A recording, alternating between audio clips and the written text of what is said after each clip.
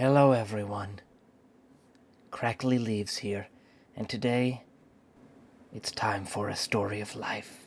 That's right everyone. A story of life. This was suggested by Dante, also known at Baby Bath Time on Twitter. And Dante suggested we do a very serious narrative for once, throw away all the silliness, and really get in the nitty-gritty of The Sims. So that's what we're going to do today. We're going to get very serious. So if you came here for laughs, I'm sorry. You're going to have to take the next train. So first off, we're going to randomly pick our world. I'm going to... Ooh, there are birds down there. Everyone see these birds? Okay, you know what? Screw it. We're picking the birdhouse. Okay, next up, we need to create a family. Now we're going to start out small, and we're going to try to create it as randomly as we can. Now I've already done a random number. I did 1 through 8, and I got 6. So we have to make 6. Hey, nice warbo. 6 people. So I'm going to close my eyes. Bossy jewel. Okay, there we go. Such a bean. Now I'm going to set up all of these people as randomly as I can. Just clicking and clacking away, and we'll see how it goes. So we will return after we've gotten 6 of these wonderful specimens. Oh, This is the story of the Coolie family. A family mixed between time and space. Both time and space. So let's begin. The Coolie household was picked. The father had built the house many generations ago. Handcrafted through hard work, sweat, blood, tears, and a small amount of semen. This was Sandy Run. Shit. Sandy Run had to be sold, as the family could not afford it. They looked at it across every day, wondering what would life be like if they'd held on to their heritage. In reality, the Coolie house was actually much different from the original architecture that their forefathers had created. It was the gorgeous wedding venue. The gorgeous wedding venue had been the first house that the Coolies had moved into after being expelled from their first original house. The Coolies also looked upon that house, wondering if we hadn't sold our second house that we were in, how would life be like for us today? Jesus, that's a big house. How fucking 30 by 30. Jesus. Okay, let's really iron this out.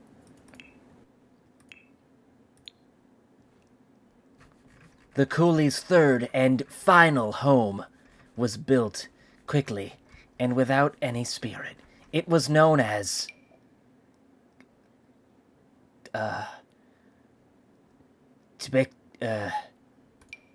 Russia. The house. Oh, come the fuck on. Like, place it? Yeah, well, sell all the fucking son of a unfucking furnished. The Coolie household, the third one to be exact, was built from a famous Russian architecture. The Coolies had met him in a dumpster behind a Hardee's. He scribbled the house design under a semen-stained napkin.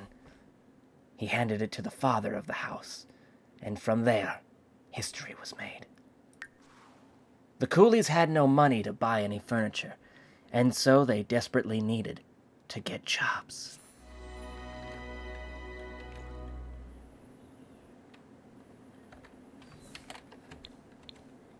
Oh, okay. It's like a levitated house or something. Whatever. The Coolies, who'd first moved into this town from their house, their original house, and were then punted out of their first home onto their second home, each house getting less grandiose. Now, only left with a Keebler-like tree fort, the Coolies started a new and exciting portion of their lives. Rudy Coolie, possibly the oldest of the Coolie family, had been a long-time farmer, moving into the big city after losing his crops to a horrible crab parade, a crab parade. Second up, Jeff Coral, Rudy's son, had only known how to farm his whole life as well. After the crab parade, his life and ambitions were shattered. Third, Leon Coolie was the son of Silas Coolie and an unnamed woman. Leon never knew his mother, but he always yearned for the city. This was his chance to have that life. Yuji Harding was Leon's roommate in college, always wanting a family. Since he was an orphan, he moved in with Leon right after college. Many thought they were a couple, but in fact, Yuji really just liked hanging out with people in general.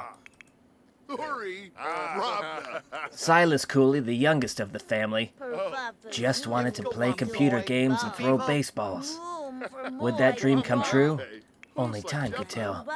And finally, the youngest of the Coolie family, Judith, a young, smart whippersnapper whose only thing in life that she wanted was to climb them jungle jams. Would this new life bring happiness to the Coolies, or would it lead them to misery? Let's find out. Let's take a walk down a sim life or something, whatever I called this. Shit. The Coolies had no money, which was already hinted at. There were 3 palm trees in the back, which represented life, pleasure, and solidarity. Could the Coolies sell these? No. Instead opting to sell the cactuses. Yes, this would do. This would have to do. Also, this. Holy crap, that's a lot of money. Armed with 2 beds, the Coolies knew life was gonna be a little bit hard. And they all had to get to work, quick. Rudy, always thinking about becoming a criminal mastermind, chose the criminal style of life. Truly, if farming had hurt him, how bad could the criminal life be? And Jeff, he'd always wanted to also... Jeff wanted to be a bodybuilder. As a young man, he was always beaten up by llamas, and the crab parade had crushed his dreams of ever hoeing a wheat wagon. And so, if he could own his body, perhaps he could own his life. Leon, the big city man, wanted to get into the big city, as previously mentioned in the last sentence. Leon yearned and also longed for large buildings, big streets, and bright yellow taxis. One way to get into that was to become a chef or an entertainer. Most likely a chef was probably more close to what he wanted to do.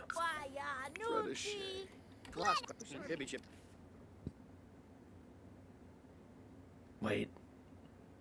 Silas, who'd always wanted to also make drinks, became a barista. While Yuji sat on his... Well, he didn't sit anywhere because there was no furniture. And so, the journey of this family begins. As the night consumed the family, and with only 2 beds and no food... In the moment, Jeff had had enough of Yuji. Open my door! Jeff was wondering why the freeloader living with them would not take a job, while the rest of the family took up the slack. Just as well. Weerbesu. Silas was also having second doubts about having this non-family man in the house. Truly, he wasn't listening to them. He wasn't even paying attention to them. In fact, he wasn't doing anything. Things were getting off to a bad start, and Yuji had to let off some steam. He ran away, hoping to cool off some steam, and possibly tripping that man with very high socks, unless that's a lady. Yuji, hoping to make things a little bit better and soothe off the misunderstanding, walked away from the house.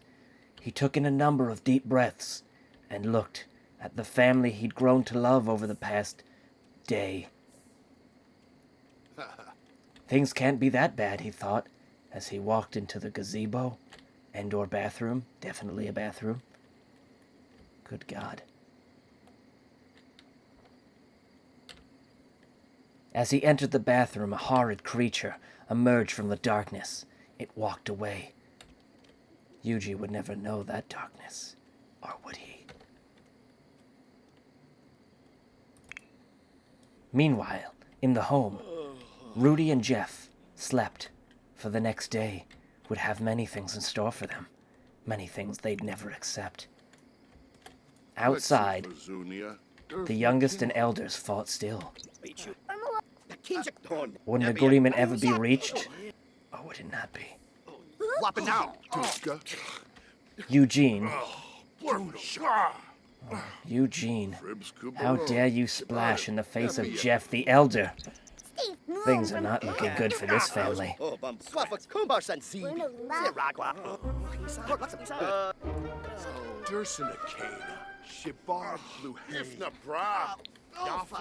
In the heat of the moment, and also when I realized we had not installed any toilets, Jeff had urinated on the floor. By selling the back stairs, the Coolie family realized they could have both plumbing and food. Truly, this was amazing, although they did forget to put a door in one of the entryways, so that was kind of a pain, but they put it in finally, so it was fine. And just as it had been put in, they flocked to the food and the plumbing.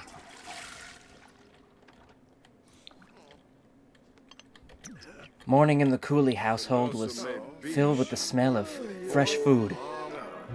Although some had not gotten enough for sleepers. Yesa yesa, Misa Jar Jar Binks. Misa Jar Jar Binks.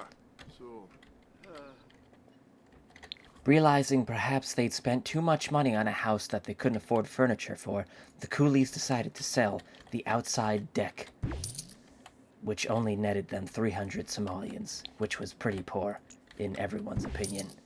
So they... Shit. Never mind. Okay. Okay, we're fine.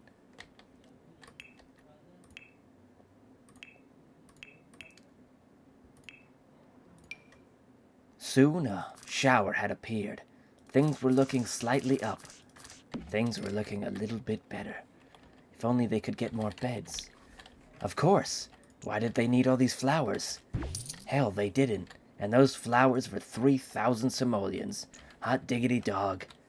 Who needs flowers when you can sleep on a bed? No one. That's who.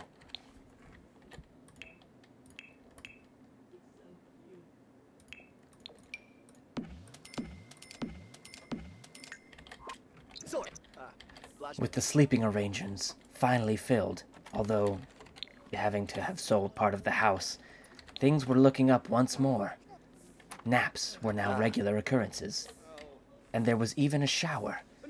The Coolies could finally be a little bit cooler.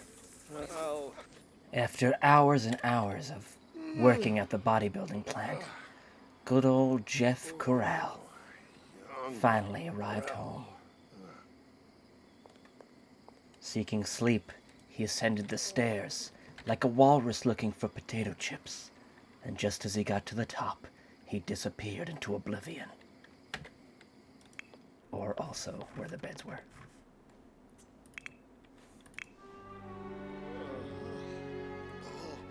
As soon as Jeff had sat down in the bed, Eugene had gotten up, both requesting food and the ability to receive himself. Truly, tomorrow's day of doing nothing was starting a little bit early.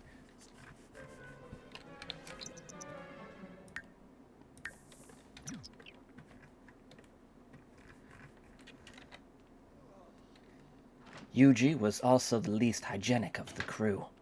He did not wash his hands after using the bathroom and opted for some cereal.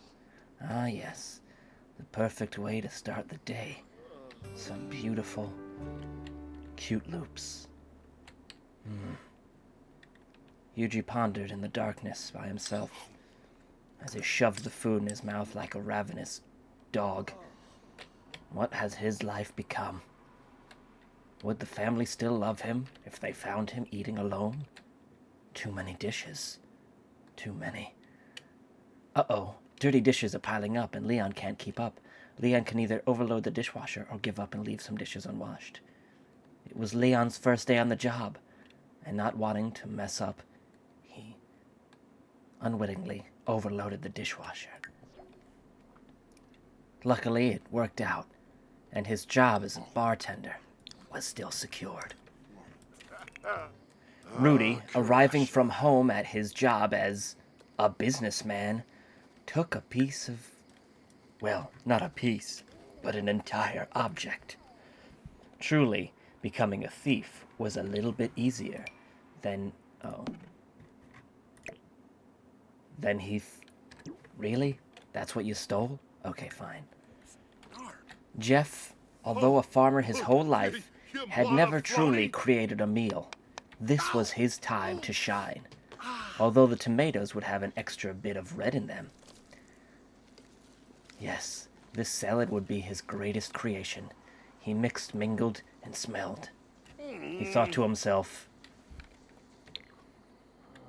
this isn't that great, actually. Perhaps if I mix more, it'll mix it up just perfect. Dumping the contents into a bowl, his finger salad plate was finished. Finally, a meal he could be proud of. Yuji then entered, coming for yet another snack. This time, more cutie Fruit Loops. Would the two get along? Let's find out. As Jeff dumped down his horrible finger tomato salad, Yuji tried to strike up a conversation. Things weren't going too well, though, especially since Yuji's face seemed to be a little squished. And we didn't realize that before. Quaz. Quaz indeed. Quaz indeed. Judith began to be scolded, for she had broken the only sink in the household. How could she do this? No one would be able to wash their dirty poop hands. She tried to explain it away as every bird gets a stone. But John was not having any of that. This was Judith's fault, and she would have to fix it. Judith, trying to prove herself, walked over to the refrigerator. She could find something in there to fix it. Or maybe not. Maybe it was just cereal. Going back to the table, Judith slowly ate her cereal. John, not amused by this, frustrated, looked at his younger daughter, or sister. Things weren't getting better quick, and the sink was spouting out water like a seagull searching for ketchup. Just then Yuji stepped in. John had had enough of this. Yuji tried to say it was just part of growing up, but John would have none of it. He scolded Yuji, saying he never wished he'd gone to college with him. Yuji, unable to comprehend this, took it as a compliment. John then insulted him more.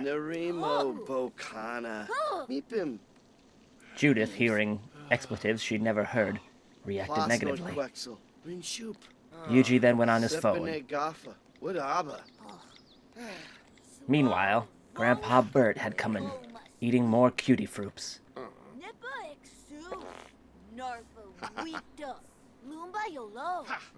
John was... well, wait. Rudy, Silas. Okay. Rudy, who had met Yuji during Silas's college years, although not completely enjoying his company, slowly was accepting him. Meanwhile, Silas was getting along with his father, although his sister, not so much. Not so much at all. Had this family breakfast turned into a family feud? Only time would tell. With the lack of fun in most of the Coolie's diet, things needed to be done, and drastically. For the small Juliet, this was in the care of a giant unicorn horse thing called Uni. For the others, they required more digital forms of entertainment in the form of a tiny television. Perfect. Judith was the first to interact with the magical time box. Truly, her favorite show, Skeletons and Jelly Beans, was on. This would make her calm. Very calm. A child himself, Yuji began to discuss the many positives of Jelly Bean and Skeleton Man, the show. Yuji looked down upon Judith, wondering how long she had to live. Truly, she was burning up. Shalvo, Marlene Yorid, Lemfi and Zerpa, Lahoin, Spabim. And then he went on his phone again. No matter how hard Judith tried, Juju the Pigeon and Hot Dog Benny could not cheer her up. Parnaquab Dufa? Arno. Samba. But perhaps the farts of Uncle Yuji could make her a little bit happier. Muska Treeb. Yuji explained how when he was a child he'd wrap spaghetti around his eyebrows and scream at birds in the park. This only made Judith more sick, but a smile came across her face as she coughed. Perhaps things were better, or perhaps this was life or something.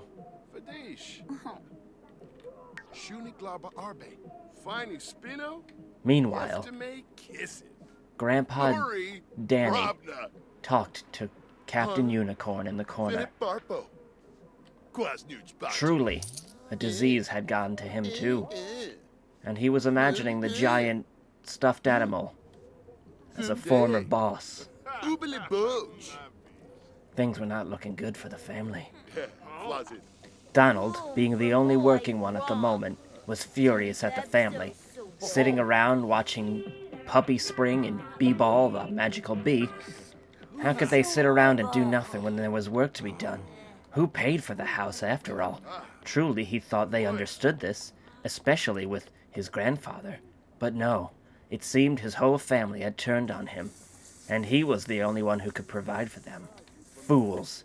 If this continued for long, they'd all be dead, just like the farmers next door. Yes, the farmers next door. They had not told Judith what happened to the farmers who'd lived next door. Truly, it was horrific. Just like in the show Bebop and the Shark Toys, the scarecrows in the adjacent farm had come to life after a dark voodoo curse had been plotted on the family. In the wee hours of the night, the scarecrows came to life, slaughtering the family, and then hanging their bodies in the fields. This was one of many reasons why the Coolies moved from the farm. Mainly, though, is because they didn't have a lot of money. They could have lived with the scarecrows, but they dared not tell Judith what happened to her best friend, Gertrude, and their dog, Hot Dog BB Pops. Truly, she could not take that. And now, with the death virus, they thought she couldn't take it even more. There was only so much she could take. Room for more like Grom. And indeed, Porcupine and Small Baseball Bat Boy was the only thing keeping her alive, as her favorite show, Underwear Dongle Slam, was truly a gift in disguise. Meanwhile, in the mailbox kingdom, the mail had arrived. The bills were low, and that was good for the family, for they could not move again for a, third time, possibly fourth. Grandpa Johnson walked down the stairs, jogging. He was still a strong, virile man for his age, and he knew it. Oh, Lovo, my beast. A new neighbor. And just like that, he was gone. But this was just not any new neighbor. This was the brand new maid, come here to make the house a little more spick and spam. Truly, Carrie Alonzo had had a hard life, narrowly escaping from the bus revolution in his country of San Bolovio. The buses there had become sentient and killed most of his family. This was what he did now, cleaning the homes of the slightly rich and affluent. $55 to wash some dishes? Oh, he'd take that. He'd take that hard. Yuji, playing on his childlike sense of wonder, ripped apart. Why do we pay that man to put the garbage in the trash can? Judith, agreeing with him, with the childlike essence of a child, jumped and splattered in the trash can. Truly, that was $55 wasted. But now it was Yuji's turn. Later. Yuji loved the outdoors, as was told by us by the game. Being sick wouldn't stop that. It was time to head to the park. Yuji decided to visit the Coolie's second house, which was now converted into a magical park. Yes, this is where the Coolie house had begun for the second time. But it was the outdoors he truly yearned for, and this house had many, many treats of the outdoors.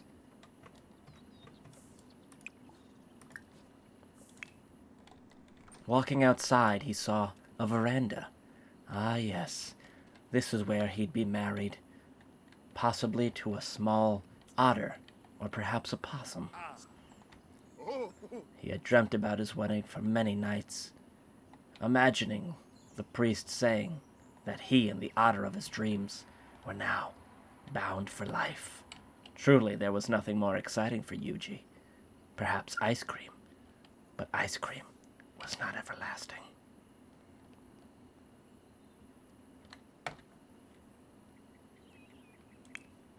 Yuji decided to nap, for his senses had dulled, and perhaps a nice possum wedding dream would help him get through this hard thing called the Coolie household. He awoke an hour later, feeling better, perhaps a little bit chillier. As Yuji returned home, he was still energized. Angry with him for disappearing for hours, Jeff scolded him, but was quite relaxed about it, so it was kind of okay. Yuji headed inside, hoping to have a conversation with his best friend. It was here we would depart from the Coolies, unsure of where the future would take them. Tune in next time. Unless the house burns down. It might happen. Holy shit.